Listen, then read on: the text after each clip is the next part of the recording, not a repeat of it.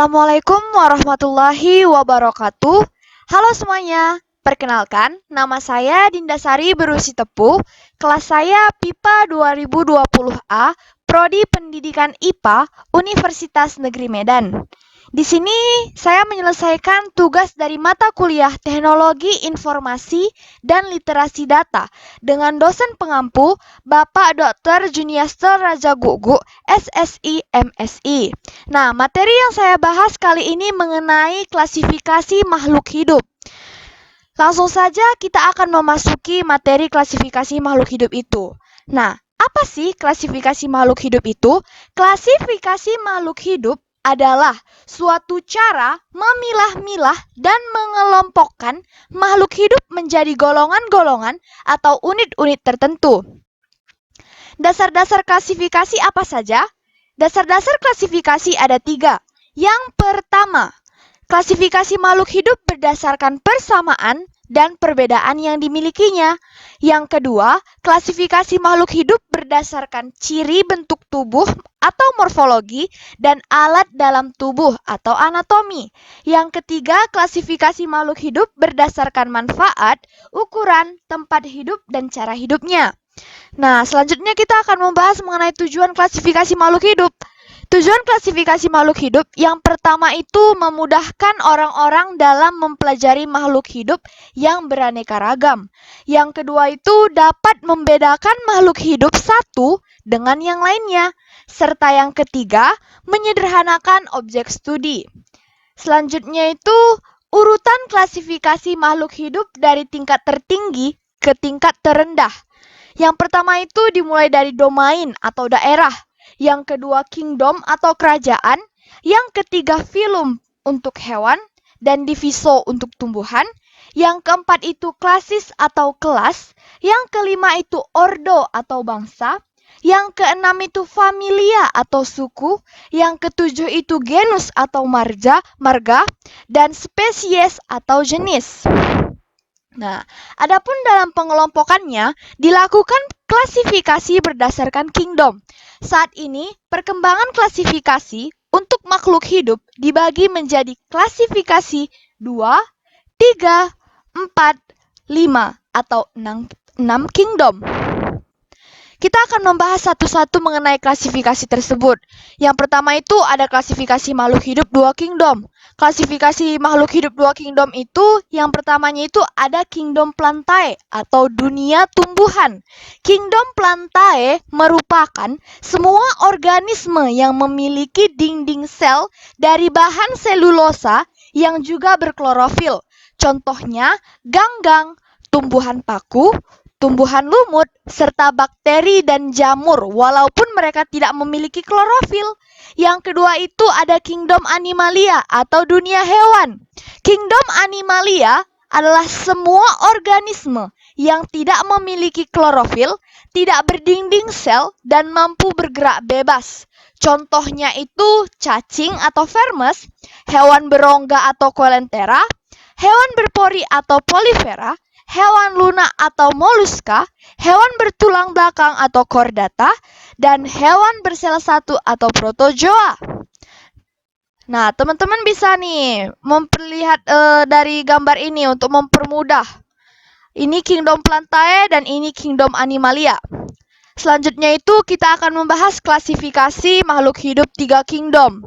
Yang pertama itu ada dunia jamur atau kingdom fungi. Kingdom fungi merupakan semua organisme yang bisa menghasilkan makanan sendiri dengan cara menyerap makanan dari makhluk hidup lainnya. Ciri-cirinya itu eukariotik, multiseluler, dinding sel kitin, tidak mempunyai pigmen fotosintetik, sehingga heterotrofik. Yang kedua ada dunia tumbuhan. Dunia tumbuhan itu semua organisme yang mampu menghasilkan makanan sendiri atau autotrof dengan melalui fotosintesis.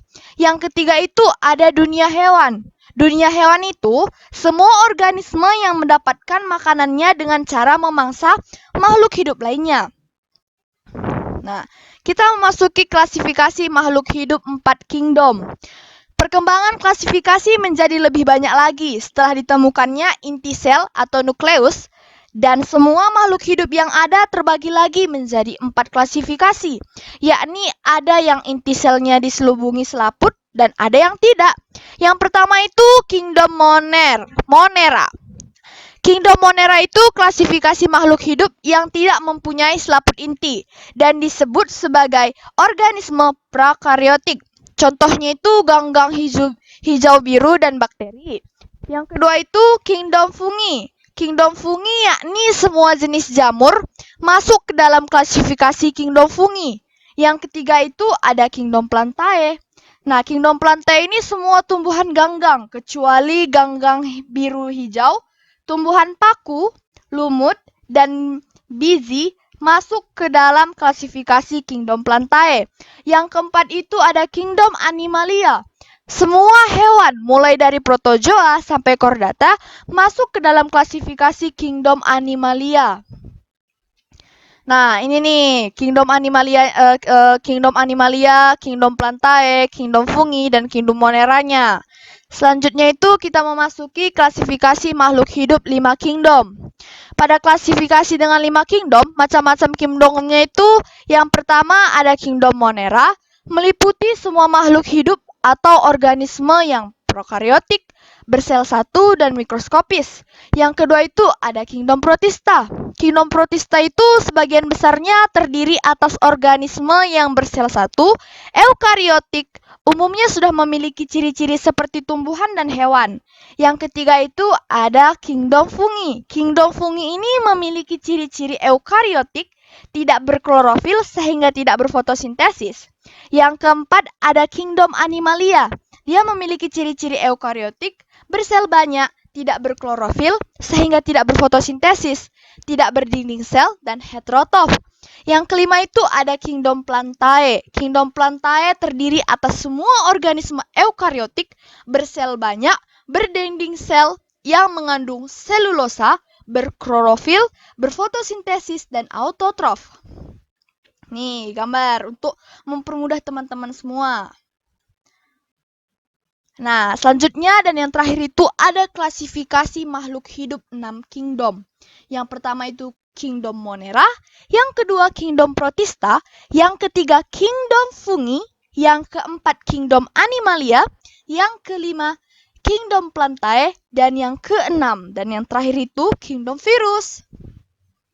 Nah, ini nih gambarnya. Ada Animalia, Plantae, Fungi, Protista, Eubacteria, dan Archaebacteria. Nah, sekianlah materi yang bisa saya sampaikan pada hari ini. Jika ada kata-kata yang salah, saya mohon maaf. Terima kasih. Selamat pagi. Tetap jaga kesehatan. Dadah.